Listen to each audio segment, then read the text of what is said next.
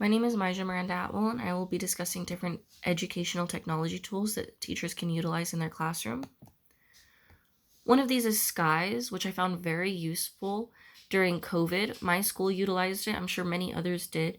Skies is an online lesson plan organizer where teachers create lessons and dole out information to students so they can use it and access it whenever they need to. Students are able to finish their work, upload it, and teachers may grade it on the site as well. It's been very useful for differentiating lessons so that teachers can create lessons specific for students' needs. Skies helps promote students become more empowered learners as they take an active role in completing their work at their own time and at their own devices. Another great tool that I see being used at my school consistently is Lexia. This tool is used from ages 4 all the way up to 18. You see it used in ETK classrooms all the way up to 12th grade. In my school specifically, I see it used in every single class on a daily basis. Lexia uses information that they gather from the National Reading Panel to create lessons in literacy for all students. This is more engaging, it makes learning fun for students, and it combines instruction with technology-based interactive experiences. Students using Lexia become more responsible when attaining their learning goals. They become better digital citizens because they know that they're using a platform that is private and connected specifically with their learning experience. Google Classroom is another platform that I see being used more consistently lately, where teachers are able to create a class online where students can access from their home devices, from their school devices at their leisure, or during small group lessons or whole group lessons. It's easy to use, it's free, and it creates a blended learning platform so that you can streamline classwork between students and teachers. Students are able to directly communicate with teachers through this platform as well, which makes it easy to access from home devices as well. And it also creates a private and safe learning space for students to learn on. Google Classroom is also very compatible with multiple different platforms so that you may upload information and lessons from any website that you deem appropriate, and you can upload it onto your Google Classroom for free. Quizlet is something that I use even on a daily basis. If I'm studying for a test or even something personal to me, all you have to do is create an account. You can provide information that you want to create flashcards for, and it's like an online flashcard tool that you can use wherever, whenever. I use it from my phone, and I have flashcards in my pocket at all times, no matter what test I'm studying for. This helps personalize the studying experience for students and encourages memory retrieval. So when students are learning and they're first presented with information, the way that they can best recall that information is by repetition. And flashcards encourage students using that. Quizlet helps not only teachers but also students become innovative designers when it comes to their learning experience. Another tool which we're all very familiar with is Zoom.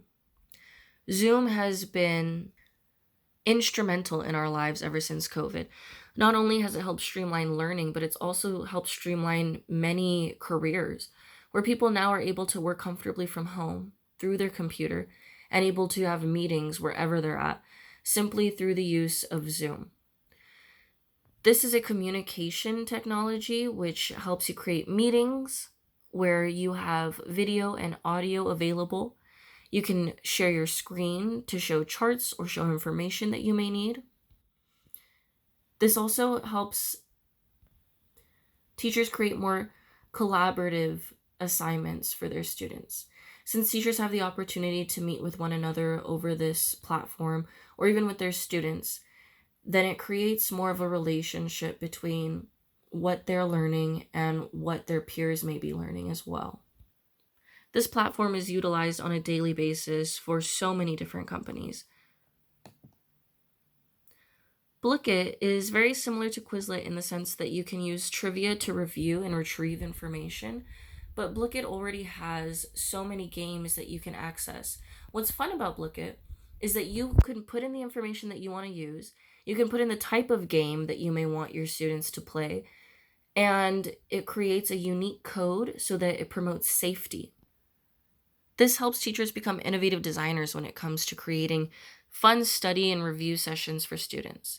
It makes learning not only entertaining but engaging and creates a relationship between the learning information that they're using and with the games that they are playing. Blooket also keeps all of the data and information for teachers to look over so that they can look over what their students may need to work on or what type of games maybe don't work for them or do, and use this information to help promote learning in their classroom. Another great tool is Kahoot, which boosts students' engagement by using many different learning resources. There are many educational games, but there are also a lot of different types of presentations, and it can be used remotely or in person in classroom. I see Kahoot being used not only for homework study sessions, but also being used in class. When students finish their work early, they're allowed to go on Kahoot and, review some information that they've learned over different lessons. Kahoot also keeps all the data for the students so that teachers may assess where their students' progress lie. Kahoot helps instructors become better knowledge constructors. It helps them create a variety of resources using all of the digital tools that they have so that students can find fun and engaging ways to interact with their lessons.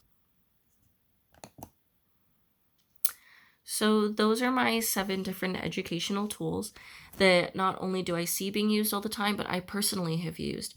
And I find that students really do benefit from all of these different tools that have been accessible to us that we can use in our classroom and to help promote remote learning if necessary. Thank you.